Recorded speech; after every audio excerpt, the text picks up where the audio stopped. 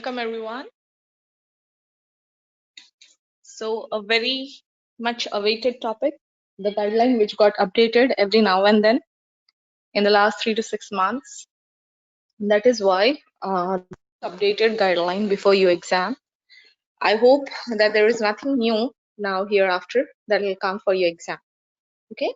So let's start. We know about coronavirus, the novel coronavirus, and the new strain of coronavirus causing COVID-19 started from Wuhan City, China, as we all know, and started at the end of 2019. This is why called as COVID-19, right?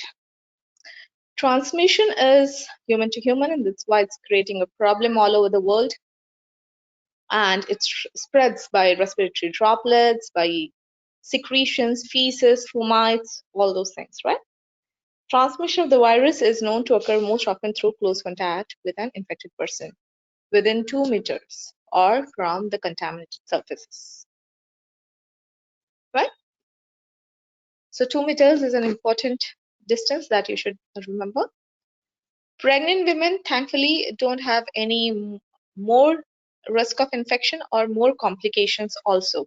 So that is why, thankfully, because pregnancy itself, uh, there is a lot of physiological change that occurs, which can lead to a lot of problems. With COVID-19, it may really become chaos in pregnancy. So thankfully, pregnant women are not, pregnancy itself is not a risk factor, right? So for COVID-19 or for increasing the complications of COVID-19. So, but there is vertical transmission. Vertical transmission cannot be denied. And there are 2 reports which suggest IgM of SARS-CoV-2 in the neonatal serum at birth. What happens is the SARS-CoV-2 viral load is seen in the placenta, and this is associated with the maternal viremia, and from here it leads to the neonatal infection, which affects the neurological system of the baby, and causes inflammatory changes in the neonatal cerebrospinal fluid. So if it affects the baby, it affects the neurological system of the neonate. Okay, what is the effect of COVID-19 on pregnant women? So most of the pregnant women will have only mild to moderate symptoms like cold, flu, like symptoms, cough, fever, breathlessness, shortness of breath, that is, headache, and anosmia. Anosmia has been seen as a feature which is giving a differentiating factor. Okay, though in cold flu, or in the regular cold that we have, we do have a little bit of problem with the smell because of the blocked nose, but it's not anosmia. So there is anosmia, which is very much marked here. And along with that, there can be more severe symptoms like pneumonia, marked hypoxia. Okay, we know that this occurs more commonly in the immunocompromised patients, and also is seen in aged women, right? So as the age increases, the chances of complications increases, and in the pregnancy, it is seen more common with patients who have got medical conditions like diabetes, cancer, or chronic lung diseases, right? But specifically in pregnancy, if you want to say, it doesn't have anything different, any different effect than it has in non-pregnant women. It was seen that most of the women were hospitalized in the 3rd trimester or peripartum, and they were hospitalized at around 34 completed weeks. So you need to remember that. And also, they said that of those admitted, 42% did not require any iatrogenic birth of the baby, and these got discharged when they were still pregnant. Okay. Now, of these, 59% had cesarean births, and approximately half of them were because of the fetal and the maternal compromise. Okay, so out of this 59 cesarean birth, half of them were because of the compromise of either the mother or the baby, and the remainder were because of the obstetric reasons. And of those cesarean sections, of those 59% cesarean section, 20% occurred because in 20% they needed to give general anesthesia because of severe symptoms of COVID-19.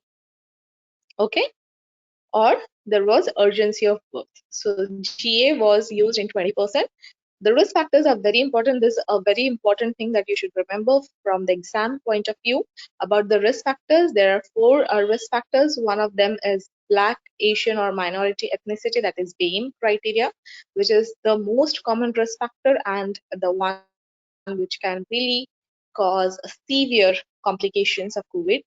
Overweight or obesity, pre-existing comorbidity, maternal age of more than 35. Okay. Going ahead with the BAME criteria. Now you need to remember what is BAME criteria. That is Black, Asian, and minority ethnicity. Now these women, they also have an increased chance of having vitamin D deficiency because of the melanin pigmentation. And because of this vitamin D deficiency, there is also an increased chance of having ARDS. So this vitamin D deficiency causes ARDS, that is acute respiratory distress syndrome, and COVID-19, when it gets complicated, also can cause ARDS, that is acute respiratory distress syndrome. And that is why in these patients who already have vitamin D deficiency with a risk of ARDS, when COVID-19 occurs, it again increases the complication risk. And that is why BAME patients who have got this BAME risk factor are considered, there is a very low threshold for hospitalization in these patients. That is why you need to tell them about healthy diet, regular exercise, and vitamin D supplementation. And vitamin D, you know that even if there was no COVID-19, even if there is no pandemic, vitamin D is given in BAME criteria patients, right? In Black patients or in Asian minority ethnicity patients, it is recommended to give vitamin D, right? So all these supplementations are very much useful there, also to prevent obesity, also to prevent the vitamin D deficiency. All these things are taken care of, right? Now, antenatal care, how to take care of the organization. So what are the things that needs to be done by the organizations? So remember that these patients are, they will have the routine ANC care. Okay, so it's not that anything is going to change, but yes, on the organization basis, you need to do some changes. Like you need to have limited uh, limited contact with the patients. Also, there should be some service modifications, like um, maintaining the social distancing whenever you're seeing a patient face to face, also reducing the transmission risk of women staff and other clinic visitors by using face masks and PPE kits. So basically, it is considered that it is recommended that all the staff members should have PPE kits, right? And also, there are now changes of self isolation of the women if they come in contact with COVID-19 patient, or they are asymptomatic and have positive uh, result of COVID-19. Okay, but the BP, the urine testing, everything needs to be taken care of. Like the care needs to be given in the different areas which can be uh, problematic in pregnancy, right? So these things, the organizations have to take care of everything. Now they have started to employ the teleconferencing, video conferencing, we know about that, right? So only when required, the patient is asked to come to the hospital. Otherwise, virtual consultation methods are uh, given now. Now there are also virtual appointments also, but the problem with this virtual appointments and all is that the whole building of doctor-patient relationship is not there, and that is why it can cause the problem with the relationship, and that is why sometimes even these virtual appointments can mislead the diagnosis to something else, and that is why these are some pros and cons of anything that you come across, right?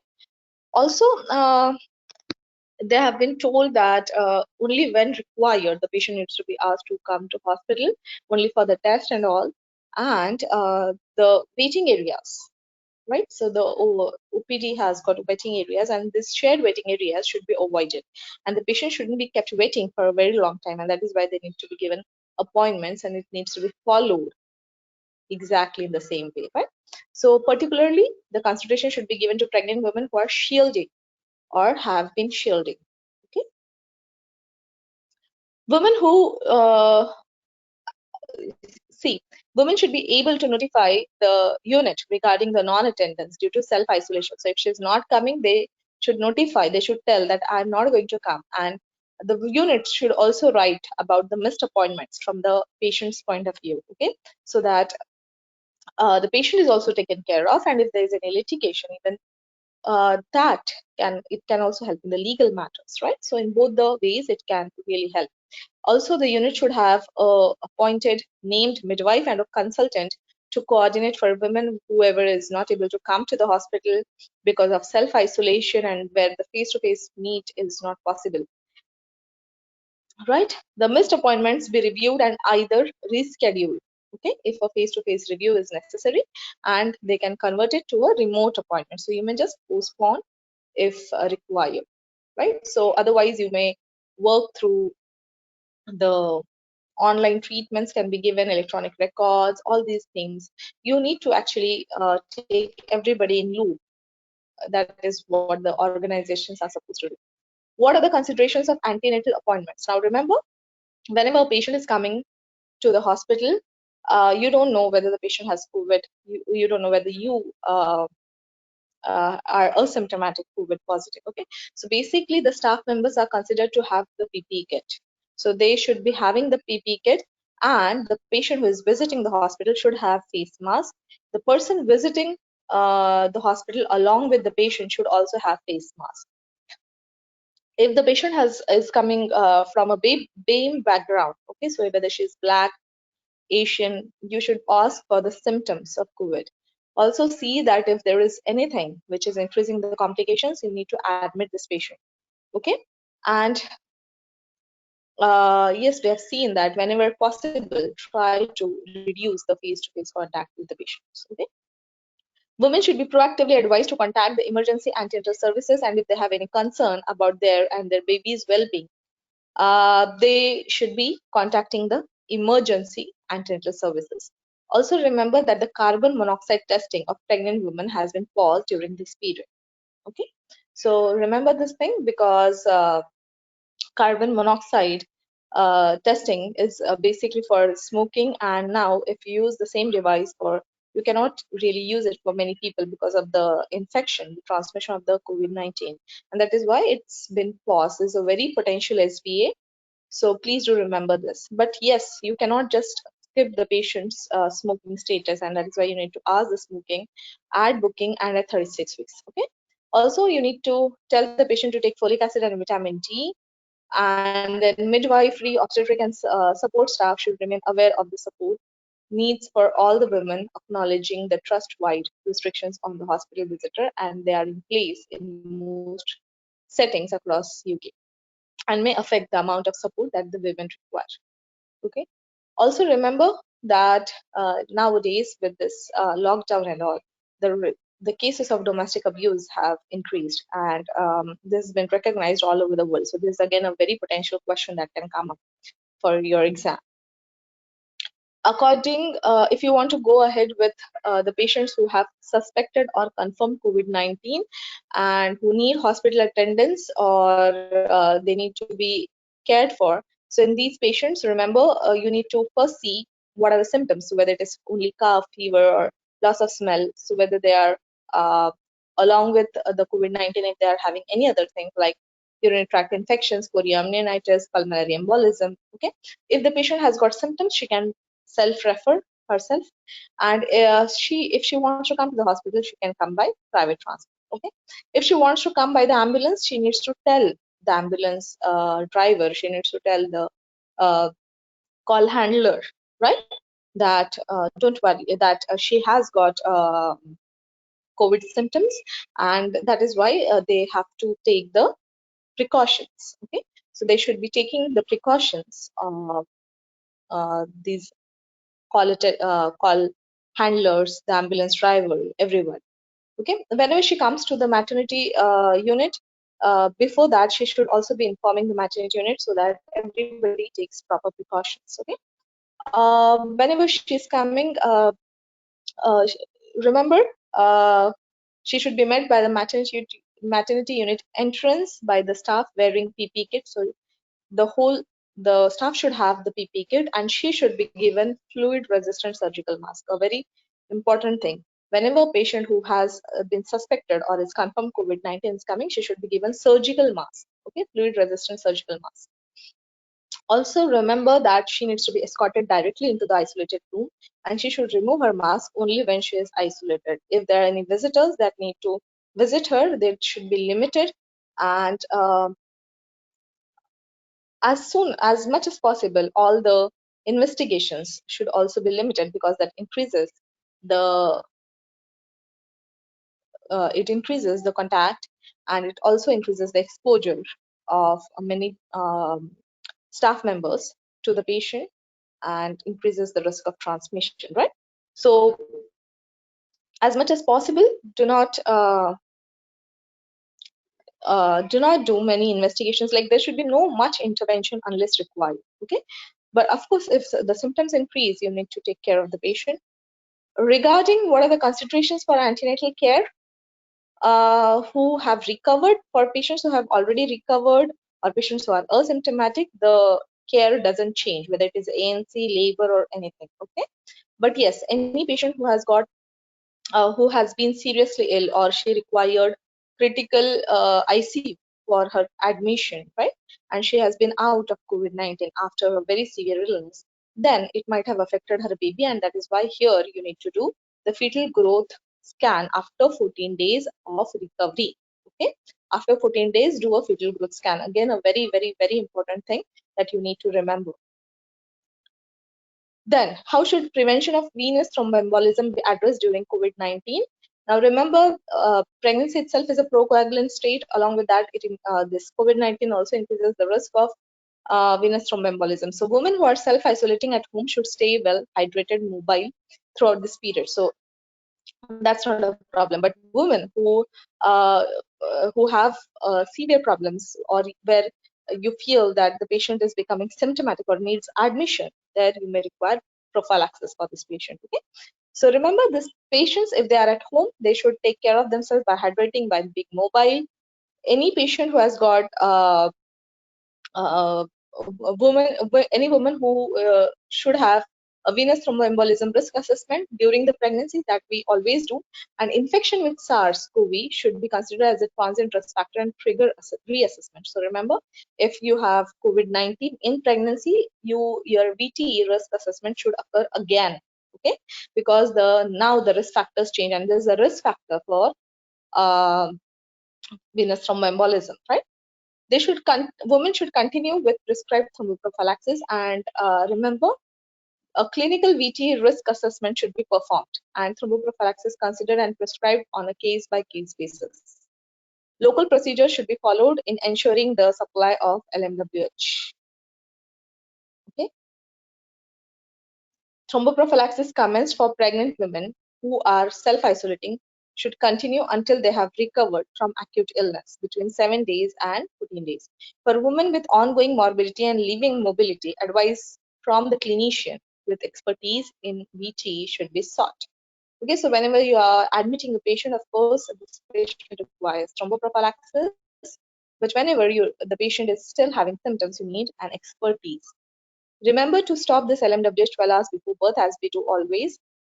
When the patient has got severe symptoms, okay, of COVID-19, then this LMWH dose should be discussed with the multidisciplinary team. All the pregnant women who have been hospitalized and have had confirmed COVID-19 should receive the thromboprophylaxis for 10 days, okay, following the hospital discharge. Now, for women with persistent morbidity, consider a longer duration of thromboprophylaxis in women. If the women are admitted with confirmed or suspected COVID-19 within 6 weeks postpartum, then they should receive thromboprophylaxis for the duration of their admission and for at least 10 days post-discharge. Consider extending this until 6 weeks postpartum for women with significant ongoing morbidity.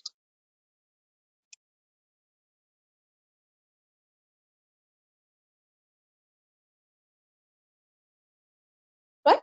So basically, remember, this is a very, very, very important point about thromboprophylaxis, that thromboprophylaxis should be continued for 10 days after the patient has been discharged from the hospital.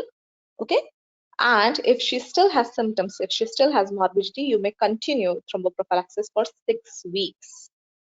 Okay. In the labor, remember, who are asymptomatic, you are not going to change anything in the labor. You are not going to do any continuous electronic fetal monitoring. But yes, you're always going to keep an eye on how the patient is undergoing labor. And also remember that these patients, if they wish to give birth at home or midwifery unit, it needs to be discussed with them.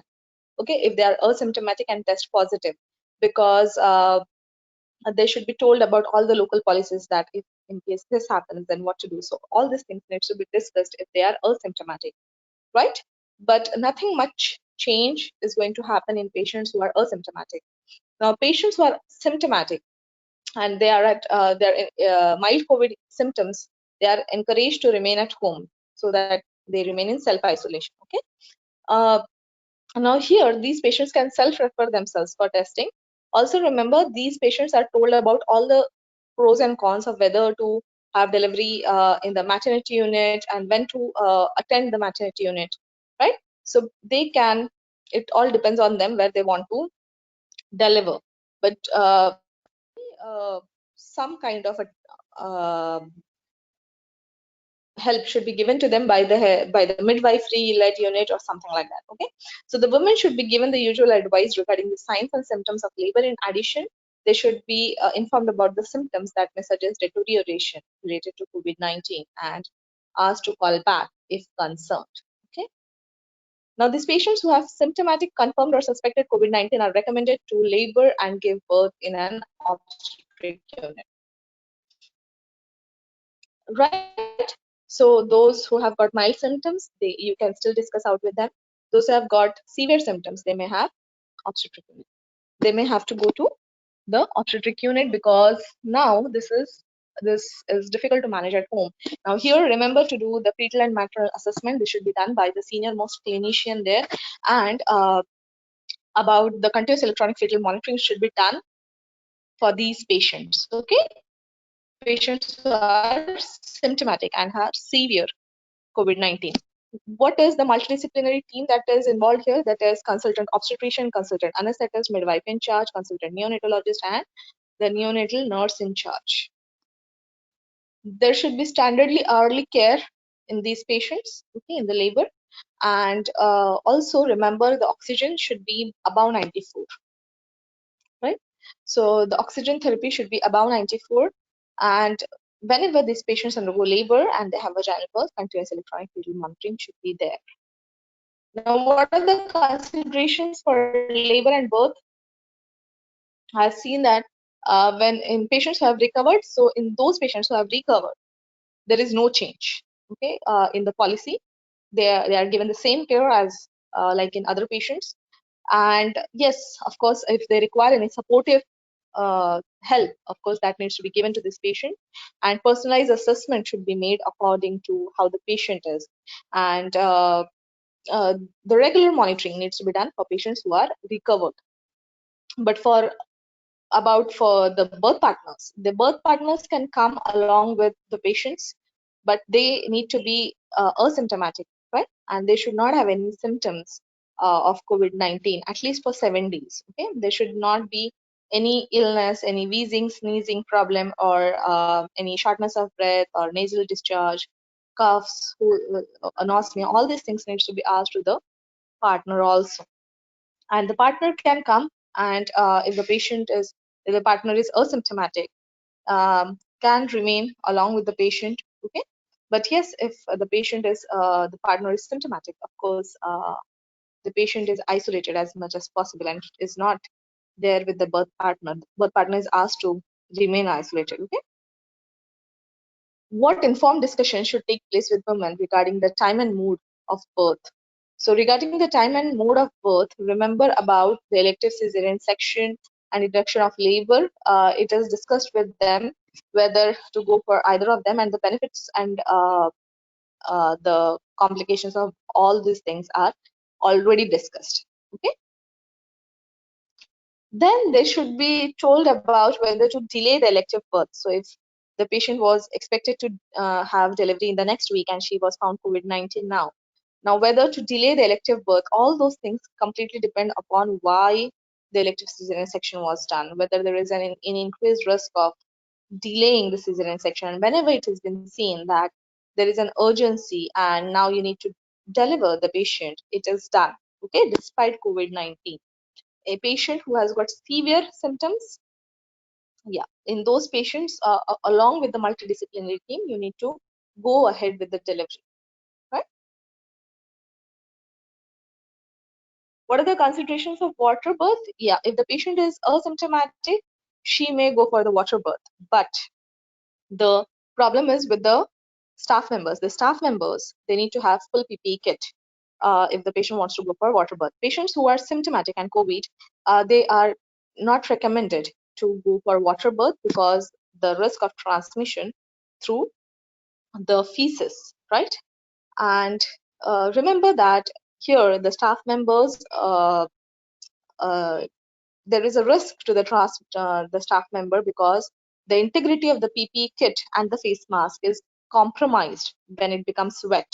So if they want to go into the birth pool and deliver, then it becomes compromised. So if they are putting their hand from outside, right, and with the delivery of the baby, if they are putting their hand, so when the PP kit becomes wet, then its integrity gets compromised. What are the specific considerations regarding the labor analgesia? Yes, you can go for Entonox with single patient microbiological filter. Also, the patients can be given epidural analgesia. You need to inform them, those who are symptomatic, and if required, in some patients, if there are too many complications that can occur with the long delivery mode, the patient may directly go for cesarean section under GA. Okay. About the PPE kit that is recommended during the labor, yes, all the healthcare professionals should have the PPE kit. There should be FFP3 mask and visor that should be there for all the staff in the theater, right? And it should be donned prior to commencing the GA. So everyone should have the PPE kit. Okay.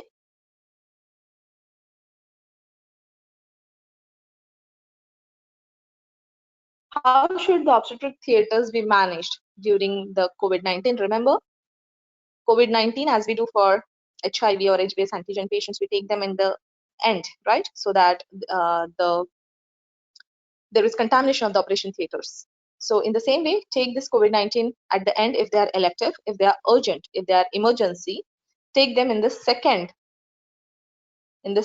obstetric theater. So if there are two theaters, take them in the second one, which you occasionally use, okay, and then clean it according to the national guidance, right? So it should be sterilized according to the national recommendations. Then how should women requiring hospital admission with symptoms suggestive of COVID-19 be investigated? Now, testing for COVID-19 should be arranged in addition to the blood culture. Okay, so if the woman attends with fever and all, she should be seen just like that of sepsis in pregnancy, but along with that, along with the blood cultures, need to do COVID-19 also. Also, give her like the full sepsis 6 screening, but and give her IV antibiotics where appropriate. But keep an eye what there is an inpatient criteria that you need to maintain. And what is this criteria? Is keep on looking for loss of or change in the smell of test or anosmia. See if there are any clinical radiological evidence of pneumonia, acute respiratory distress syndrome, fever more than 37.8, and at least one of the following, that is acute persistent cough, hoarseness, nasal discharge, congestion, shortness of breath, sore throat, wheezing, and sneezing. Okay.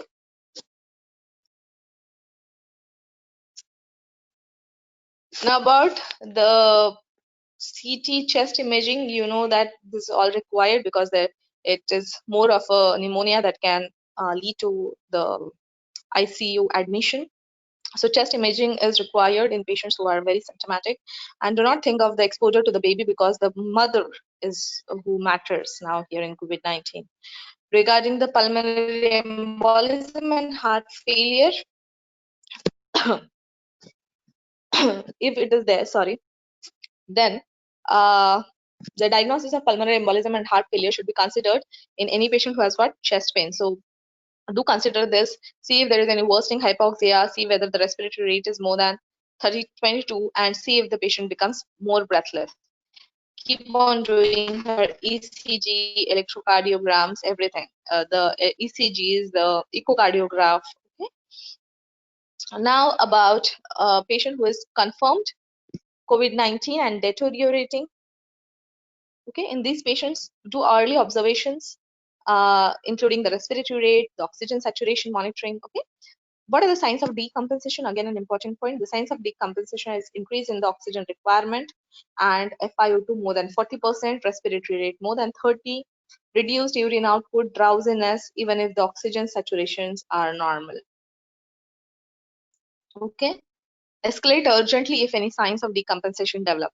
Signs of decompensation include an increase in the oxygen requirement, an increase in the respiratory rate despite the oxygen therapy, and acute kidney injury or drowsiness even if the saturations are normal.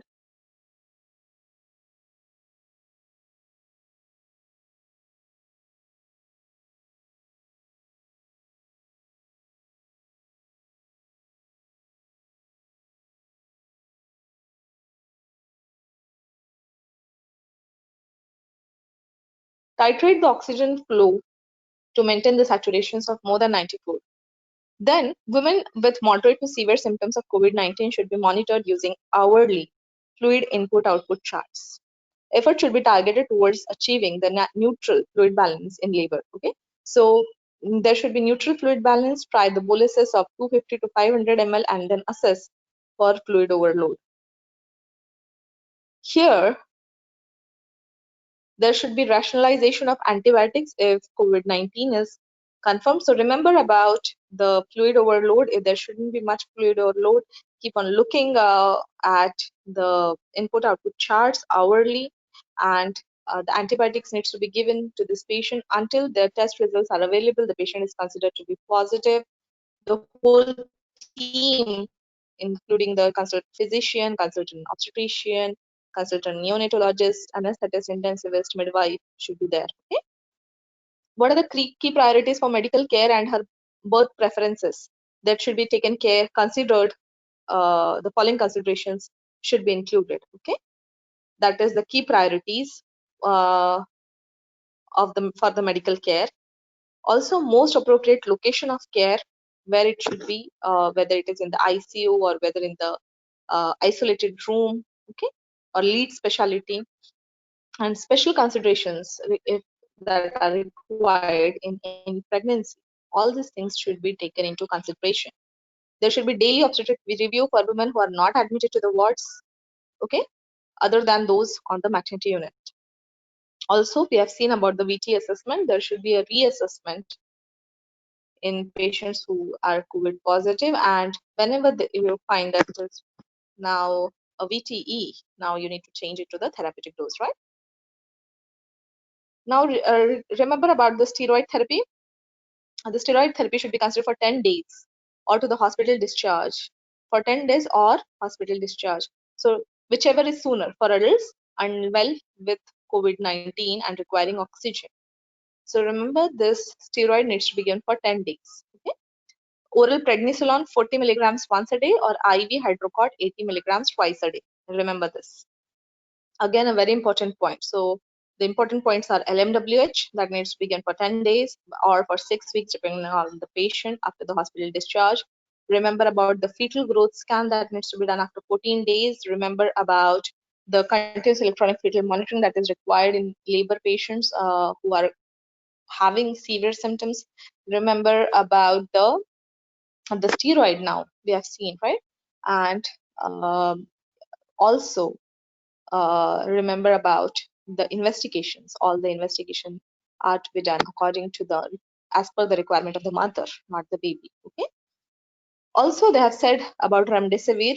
that can be considered in patients, okay, because it has been seen to be beneficial in COVID-19. Okay? And then otherwise, there should be individualized assessment, right?